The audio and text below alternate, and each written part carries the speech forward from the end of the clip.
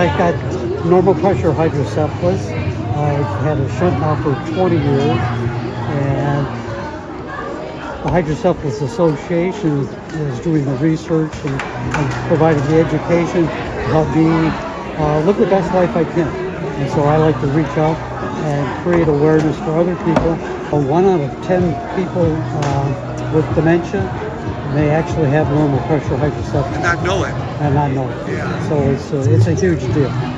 I was able to step in and help a number of people that are going through diagnosis and treatment. And I have one in particular I know where I was able to pass the patient on to Dr. White and Caitlin, and he called me about a month after his surgery and told me he no longer had his wheelchair.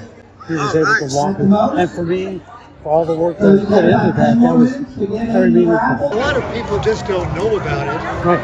And when I've gone to the website and the sharing, it's people say, I can't find a doctor, I don't know what to do, I'm lost. And you're fighting that battle to make sure the information gets out. Right. One of the things I do is several times a year I have an outreach program, and I always phrase it that the chances of the 40 people I'm talking to having NPH is low.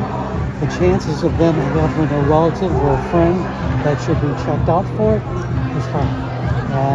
It's been amazing. How do you temper the challenge people go through with the hope and inspiration you want to share with them? Yeah, it's kind of a balancing act because you like to manage some of the expectations. I had a reality check about a little over 2 years ago. I was invited to talk to a group of research, NPH researchers in Houston, but my wife couldn't go with me, and so I had to fly to Houston from Detroit. I used to fly all the time. That's when the recognition hit me. I do very well in a more confined area, because as soon as I got to the airport and things like that, it didn't work so well.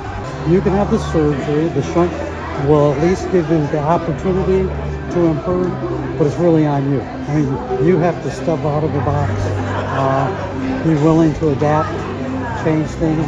And I just go, I try to have a can-do attitude.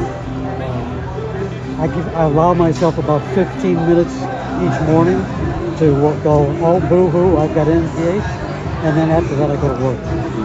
And that's what really helps.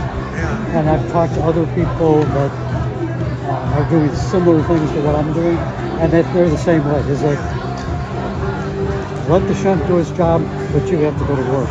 It took me 20 years to get the diagnosis, final diagnosis with Dr. White, and then I work with people across the country that are going through this. I'm so fortunate that I have this group. I remember after the first surgery, my whole family went up to Dr. White and thanked him for giving me back, because I had reached a point where I was getting lost, my speech was screwed up and things like that, walking. And after surgery, I was very fortunate, I did really well. And I would walk. First day, maybe I would only do 1 lap, and then but just focusing on making sure I had the balance to walk a straight line, and then every day a little bit better, and until recently I was walking 5 miles a day in a straight line. If you or your family are touched by normal pressure hydrocephalus, or NPH, or think you might be, join the Dallas NPH Community Network by contacting Gary at dallasnphcommunity at hydroassociation.org. Don't wait.